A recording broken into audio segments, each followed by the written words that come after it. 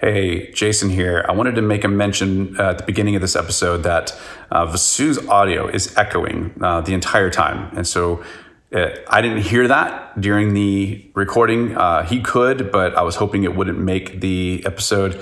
Unfortunately, it did. We totally understand if it's really frustrating to listen to, but we didn't want to not post the episode because we talk about some good things as we always do. So give it a listen if you want, and if you can make it through, you will get some good stuff. And if not, we completely understand. We'll do our best to make sure that issue does not happen again.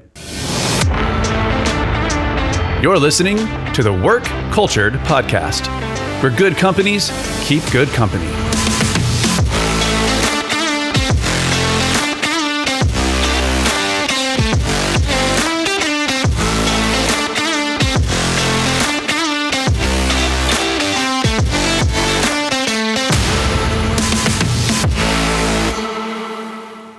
You are listening to the Work Culture Podcast. We have with us today Dr. Vasu Rangadass. Am I saying that correctly? Yes. Excellent.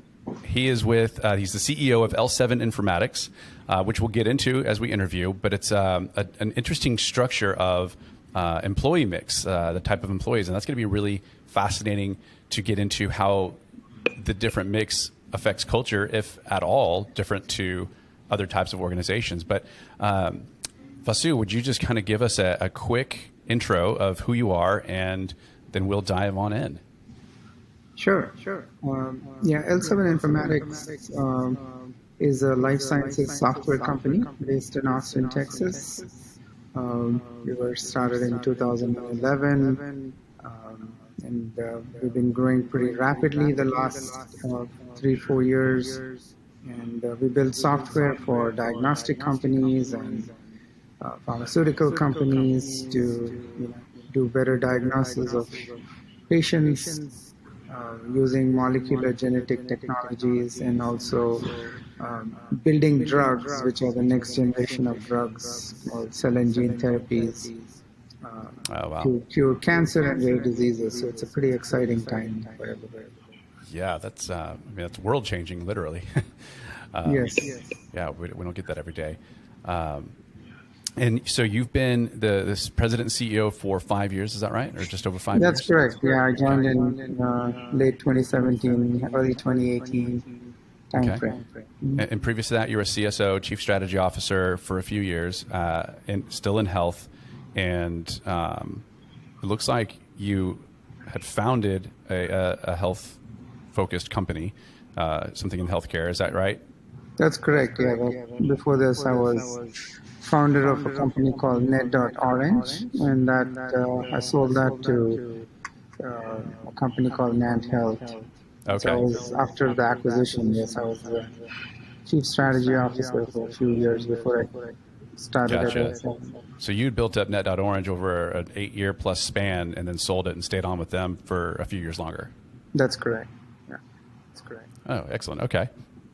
Well, on this podcast, we talk about company culture. We talk about people, how they impact the organization. And so we start off every episode asking each leader the same first question. And that kind of opens the floodgates and lets us kind of dive into other culture-centric and leadership-centric questions. And so that question for you is, what is a mistake that you've made in leadership that you'll never forget? That's a on the spot. On the spot, yeah. There's one thing that actually comes to the top of my head. I think,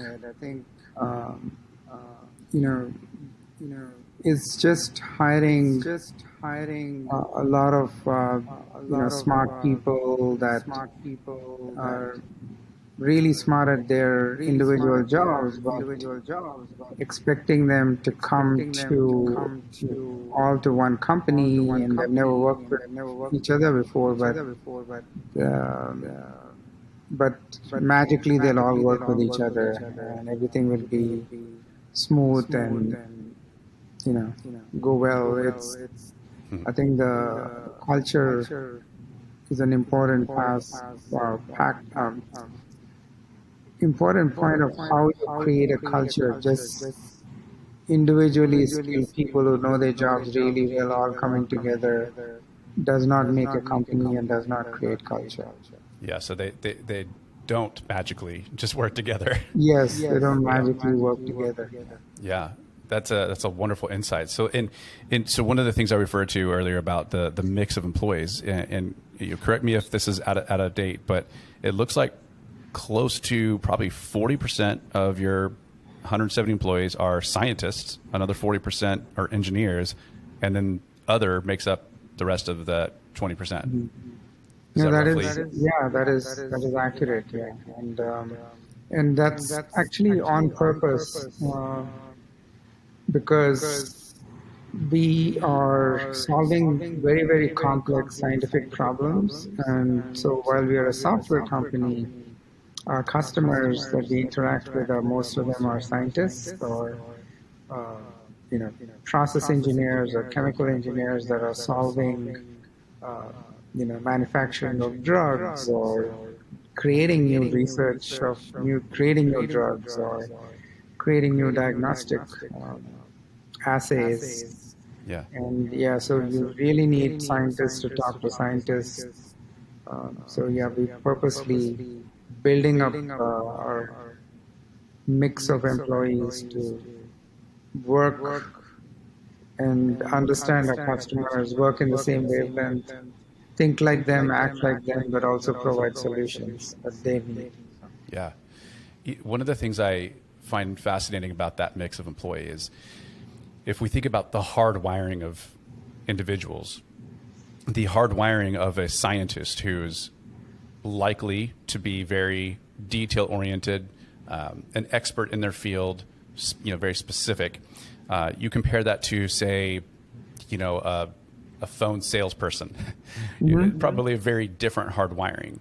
And in organizations, you end up having usually a really wide mix of personalities, of hard wiring, behavioral attributes. So you'll have the sales department, the marketing people, the HR people that generally will be the outgoing, the talk at the water cooler, create social events, things like that. And then you have whether it's an engineer or a scientist or a finance department that are a little bit more serious, a little more reserved.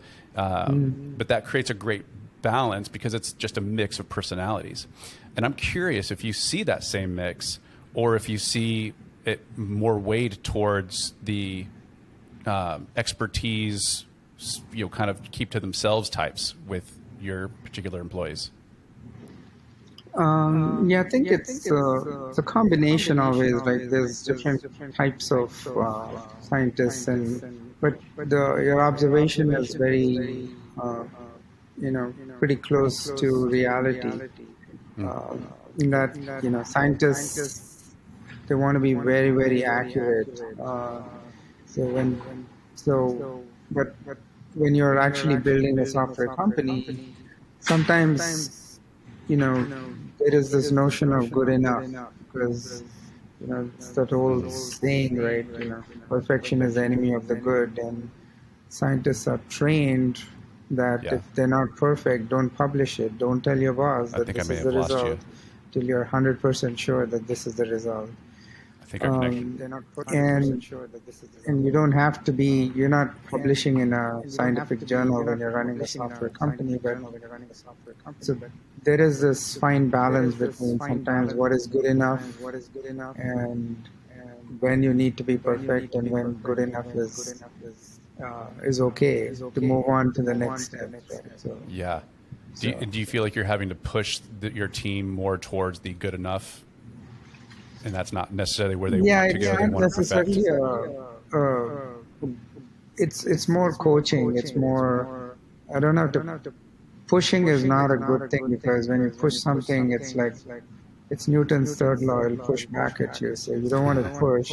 Yeah. You want to coach. You want to cajole, guide, collaborate, and say explain why it's this where we are or this is good enough. Right. Yeah. So. And are your folks mostly in the office, remote, a mixture of both? It's a mixture of both. We do have we have this tradition in L7 where every Friday we have free pizza, so people come in for work Friday afternoon, so we get to meet and interact in person. And then, but other than that, um, since COVID, only I would say 10 to 12 people come regular to the office. Friday is more so, but yeah, it's, we've created a way to work virtually. So even though we have almost 40 to 50 employees in the Austin area, I don't see them all uh, every week or every day. So paint a picture for us of what the culture like feels like in terms of personality, what makes it unique, what makes you feel like it has become a really strong culture. Because I mean, you guys, have been listed as best places to work and innovation, the Gartner Cool Vendor Award. So you have people doing the right things for sure. And I'm curious what that environment looks and feels like. I think the mission is the key driver. I think we have uh, an ability to make a huge impact on health and uh, wellness of society. So while we are actually not making the drugs or doing the diagnostics, our people are in constant touch with companies changing the world, right? So Yeah. we have large companies, small companies. We have Quest Diagnostics that's coming up with new diagnostic tools for better health. And we have you know companies that are trying to cure cancer with next generation of drugs. We have companies that want to make you know better use of our resources like water uh, and less use of pesticides and fertilizer. They're coming up with new seeds that have better yields and leave the world a better place. So there's a lot of exciting um, customers that our team works with, and I think that itself is a good motivation. So Yeah, you don't need absolutely. other types of gimmicks or whatever, right? Right. It's just the mission of the company is to make science easier to work with, easier to deal with, and a lot of customers are doing some amazing science. Yeah. Are you at liberty to talk about who your customers are or not so much? Yeah, I mean, we can. I mentioned a few, but they're also on our website. So yeah, Oh, okay. we Yeah. Who, can. who are some that you feel like are staple clients that your employees love working with? Yeah, we're a relatively new company, so I don't think we have, you know, one or two at this point where, most of our employees are probably touching several customers in a year. So I wouldn't say there's, one or two, but we have some really big ones, some really interesting ones. Um, like there's one interesting one they always uh, want to talk about is a food company called Nobel Foods. They're trying to create, and this was news to me, so that's why I always remember that. They're trying to create Parmesan cheese and mozzarella cheese using soybean plant because, and there's interesting statistics on the website that it takes several gallons of milk to create 1 pound of mozzarella cheese for our, that we use in our pizza. So that's very heavy, uh, heavy toll on the environment. Uh, so Yeah. this Wow. company is modifying the soy plant to actually make a milk protein. So the fact that it's even possible to think that way is fascinating. So It is incredibly fascinating. Yeah. yeah. And how do your employees interface with those clients? So our employees are basically talking with their scientists. most of the time when they're doing the research, since some of these are regulated industries, the Food and Drug Administration requires them to keep all the records, the data. When they run the analysis, they have to show proof of their analysis, proof of the science, and if there's an audit, then they will go back and say, "This is what I did, and these are the results." And so there's a lot of complexity to keep all this data Yeah. and these records straight. So our software allows them to run their experiments, capture the results, store it in a way that audits are easy, show proof of how the experiment was done and how the results were obtained, and also, in short, it's reproducible science. We make science reproducible by, you know, uh, otherwise people make notes on notebooks and paper, and then if that person leaves the company, no one will understand the notebook. And Right. so just documenting, creating workflows that are reproducible and easy to pass knowledge from one employee to another or one company to another. So Yeah. Okay.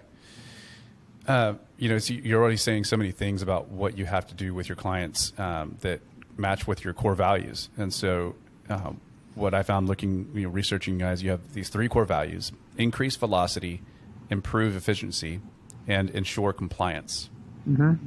What would you say is an aspect of those 3? Which one do you think has the greatest impact, or do you think they're all equally meaningful? they're all equally important because it's one without the other makes, to me, the software it doesn't solve the whole problem, because compliance it's table stakes. You can't be in a regulated environment and not be compliant with all the regulations. And increase velocity is basically do more with less resources, which is tied to the other one. So you want to do the best science at the lowest cost and still be compliant. Yeah. Yeah. And so, so many different companies have different gauntlets, different hiring strategies of finding, vetting, getting the right people in the right seats. I'd imagine that yours is going to look a little bit different than, say, the hospitality industry. What does that look like to find the right people to bring into L7? Yeah, I think we have several ways of sourcing new talent. I mean, we have a whole department of talent management, and we are constantly looking for new talent. It's very, very important part of growing as a business. And our talent management team is, screening all the folks coming in, making sure there's a fit. But there's many, many sources, including our employees ourselves. We do pay referral bonuses. We do have, of course, like everybody, we use LinkedIn and other sources. But yeah, we have a fairly large network of sources that we use to find. But the main thing is screening for match with the culture, as well as always capabilities are important, but we want to make sure that they match the culture of the company. What are the markers that you're looking for to see if they match the culture? I think we actually just rolled out the employee core values, and I think and then the first and foremost is to be collaborative. So we need people who are willing to work, who are active listeners, because there's a tendency sometimes among engineers and scientists, you already have a solution before the person's finished describing the problem. So so our whole thing is about active listening, understanding, thinking, and then coming up with solutions. So collaboration is an um, important attribute. And the other one is we do want people to think outside the box, or willing to innovate, or willing to take risks. Um, and then innovation, after innovation comes, uh, excellence or quality, because we are in a very regulated environment. Our customers are building new drugs or coming up with new diagnostics, and we can't not have quality. It's a very, very regulated industry. So we expect excellence in terms of highest quality of work, uh, whether we're writing code or implementing our software at our customers. Excellence is very important. And that fourth really is people willing to, step outside of their comfort zone and be able to, grow. Because in a startup phase, uh, people can't hide in a startup company. Yeah. They should be willing to, step out and, you know, not only collaborate and, innovate and grow, innovate and excel, but also be able to uh, grow as an individual, make the company growth happen. So those are the key things that we're looking for. So we have these four core values that we want everybody to aspire to become at L7, because startup companies are very, very hard. Uh, and unfortunately, our education system doesn't train you for how to survive in a startup. Right. The analogy I give is it's like you're changing the engines of a 747 as it's flying over the Atlantic. So, uh, and you should be willing to take those risks uh, in a calm and, you know, Yeah. uh, and not freak out about it. So, because every day could be a different day, and there's a lot of turbulence and ups and downs, and we need people who can excel in these type of environments.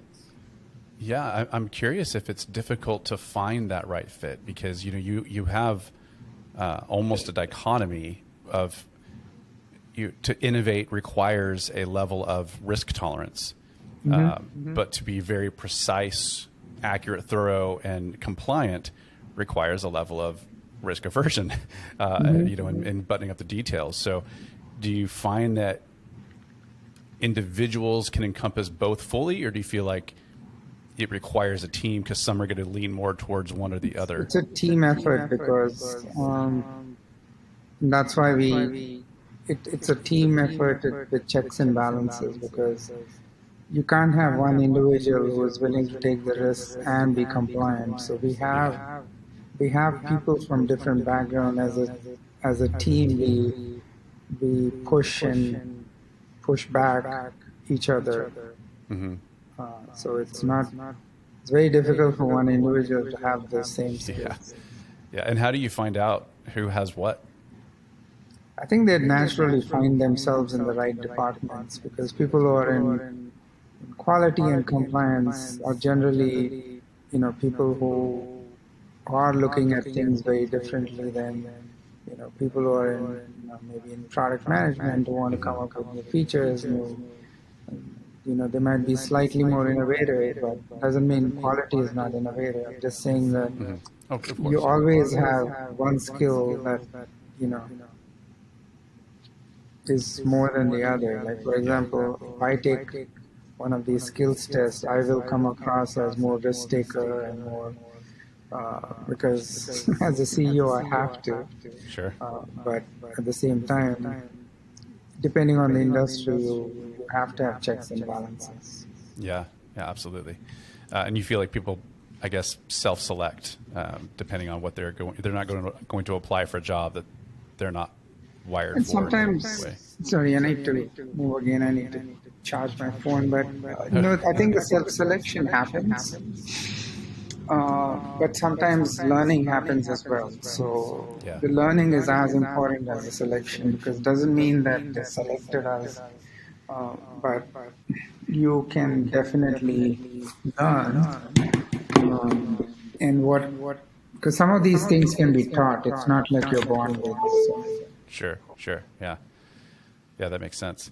And then once they kind of come in, you're checking for a values alignment. They obviously have to have the skill set, and I'm ignorant to how that would work. How do you verify that a scientist can science? I think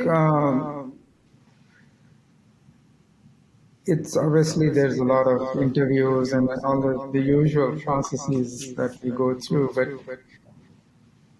I think it, like we said earlier, it is self-selecting. Like, after a while, after a year or two, folks will realize whether, uh, as a scientist, do I want to go back to the bench and do science, or do I want to work in a software company and influence and change the way science is done globally? So, yeah, and we've been very fortunate. A lot of the scientists who worked in the bench and came work for L7, I have not seen many of or any of them leave at all. They're very happy talking to scientists and changing the way science happens all over the world.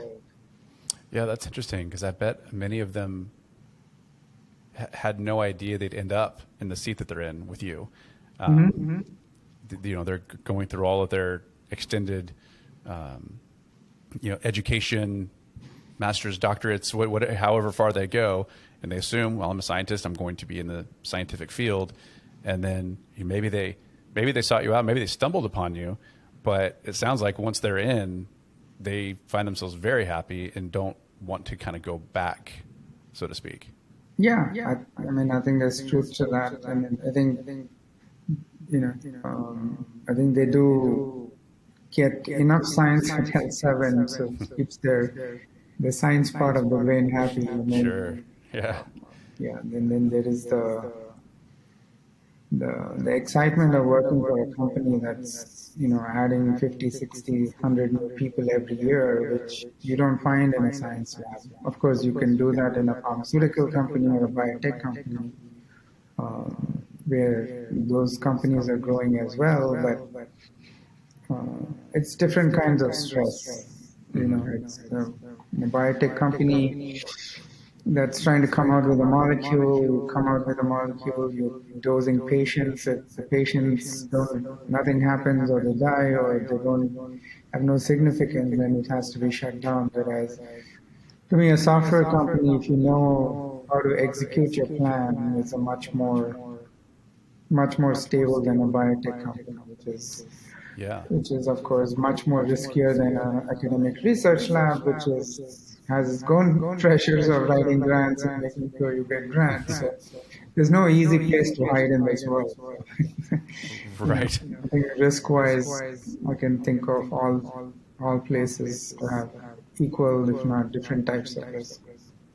Yeah, no doubt. I mean, I know only a handful of folks that are very much in the scientific field. I have a friend who's a nuclear and particle physicist, and his job is completely dependent on government funding.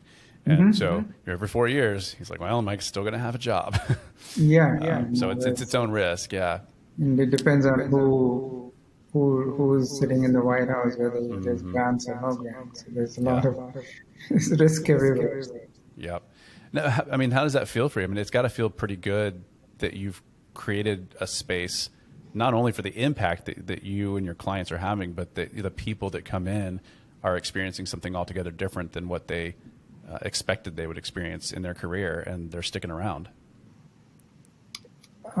Yeah, I think I think they're, like I said earlier on, I think they're, folks these days need to have some kind of, it's not just about money, right? It's about what impact they're having on the world. It's always, it's a secondary voice in their head, and it's an important voice. Uh, and I think the fact that we do have a fast-growing software company that we feel is doing a lot of innovative, cool things for our customers. I think checks multiple boxes. Yeah. So, Yeah, that's excellent. What challenges are you facing, particularly around the culture? I mean, the software and has, I'm sure, its own challenges, but as far as the people and the growth that you're experiencing, what challenges are you running into? I think we are at a stage where those challenges are fairly minor. Okay. We are about 170 to 180 people. The problems start when you reach, 300, 400, where, that's when I've seen the problems really start. I think we are small enough right now that we're able to handle most issues, but the it's important to lay the groundwork and the culture and the type of managers and the type of Mm-hmm. um, you know how do you deal with adversity? How does a manager deal with adversity? Those are issues that get worse when you have many new managers. Since when we started, when I joined, it was 8 people. So it's much easier, and it was a very flat organization. That's when you start creating hierarchies, and then that's when more issues start up. So that's why we're creating this core values and culture and talent management are pretty high on our list of things to do, and That's excellent. so those will hopefully pay off as we go from 200 to 500 over the next couple of years. Yeah, and that's the hope, is to double, triple in size over the next few years. Yeah, that's our hope. Yeah, absolutely. Nice. Mm-hmm. Very cool. Do you think it'll be the same mix of scientists, software engineers, and other? Yes, I think that is key for us to continue to maintain, because our product name is ESP, which stands for Enterprise Science Platform, and I'm a firm believer that it needs to be built by scientists for the scientists and implemented by the scientists. Of course, you need the software engineers to make sure that it is architected and built right, but you need to have people who are experienced in science and pharmaceuticals and biotechnology to be a key contributor to the growth of health science. Yeah, absolutely agree. Yeah. Before we kind of move to the next section and kind of begin wrapping up, is there anything just really big that you feel like you want to get out there? Something either about the culture there, or just your experience in leadership that you would love the world to hear about, to have a better understanding of? Yeah, I think, should I say it? I think most people make too many knee-jerk reactions, and I think this is my third startup, so I have a much more experience and learnings from the last two experiences. So I have a much more calmer demeanor. I know exactly what works and what doesn't work. So it's a little easier this time around. Yeah. In terms of So the not type being as of people to reactive. hire, who's going to work out, who's not going to work out. Mm-hmm. And people make mistakes, and I think in a startup, it's very difficult not to make mistakes, but you need to quickly turn around and address those issues. Either coach the people and tell them this is what's expected, or part ways. But the longer you wait, the worse it gets. Like bad culture is like a fast growing tumor. It gets worse and worse till it kills you. So it's especially in a startup, it's very important to fix it.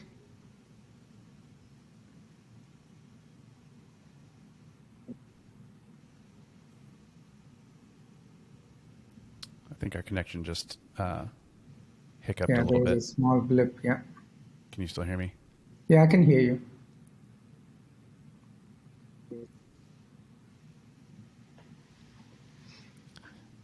All right, I think we're back. I didn't hear you for that last second there, but you can hear me now. Yeah, I can hear you. Yeah, I can hear you. Okay, good. Well, man, this has been a wonderful conversation. Do you have anything, project or idea that you want to just plug, advertise here with us? I wasn't. Nothing else in mind. I mean, I think it's as we grow, one of the things that we really want to do is get a lot of the younger, most of the people that we hire have very senior people right now, or at least with several years of experience. As we grow, we want to hire more university graduates, and Okay. especially, that's one of the reasons why I love Austin is, there's a lot of talent. But we'd love to get more younger talent from the Austin area to come join our company, and it's easier to mold, you know, as we grow, and we have more senior people who can mentor younger employees. At this stage of the company, we've always hired more senior people because, otherwise it puts a double burden. You not only have to do the job, you have to mentor. But as we grow, we really want to bring in more, talents, students who have just graduated. And so there's folks listening out there. Love to have you at L7. Yeah, that's really cool. I hope you are able to bring in that multi-generational workforce. Well, so the way we end off is we do just a kind of a fun quick fire, this or that, right? So I'll just say a couple words. You tell me which one you would choose, and we have 5 of them, and then we'll close out. Okay? Sounds good. All right. So a hard copy book or an audio book? Hard copy. Yeah. Phone call or text message? Phone call. Mountains or beach? Both. The